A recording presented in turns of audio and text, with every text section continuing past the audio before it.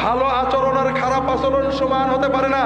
ইদফা বিল্লাতি আহসান ফাইদাল্লাযী বাইনাকা ওয়া বাইনাহু আদাওয়াতুন কাআন্নাহু ওয়ালিয়্যুন হামীম। শোনো, কেউ যদি তোমার সাথে খারাপ আচরণ করে, দুর্ব্যবহার করে, বাজে আচরণ করে, খারাপ কিছু বলে, তুমি তার খারাপটাকে প্রতিরোধ করবে, খারাপটার প্রতিবাদ করবে। খারাপ দিয়ে না, খারাপের চেয়ে অনেক ভালো সুন্দর জিনিস দিয়ে। হাজরিন, এখানে আমরা ঠকে গেছি। আবু বকর রাদিয়াল্লাহু তাআলা আনহুকে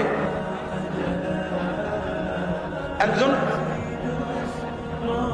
গালি দিচ্ছে। আবু বকর কি বললেন?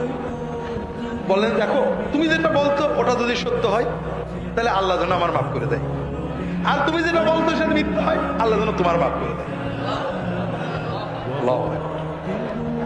এটা হলো ইদফা বিল্লাতি আহসান। মানুষ আপনাকে পারিবারিক জীবনে, সামাজিক জীবনে, রাষ্ট্রীয় জীবনে, দাওয়াতি জীবনে, বিশেষ করে দাওয়াতি জীবনে দায়ী হিসেবে মানুষের কাছে কথা বলতে গেলে মানুষ কখনো গালি দেবে, কখনো মোল্লা বলবে, কখনো জঙ্গি বলবে, কখনো আপনাকে যখন জঙ্গি বলবে আপনি নাস্তিক বলবেন নাকি?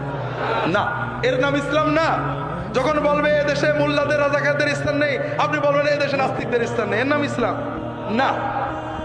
তারা খারাপ ভাষা বলতে পারে, আপনি বলতে পারেন না, এটা ইসলাম না। আপনি যতই মনে করেন, আল্লাহ কোরআন কারিমে, রাসূলুল্লাহ সাল্লাল্লাহু আলাইহি ওয়াসাল্লাম নিজের জীবনে, সাহাবীরা এটা আমাদের শেখাননি। আমরা মনে করি কড়া কথা বলার নাম ইসলাম। নরম কথা, সত্য বলতে হবে, সঠিক বলতে হবে, নরম ভাবে, আদবের সাথে। কথা কি বুঝতে পেরেছেন?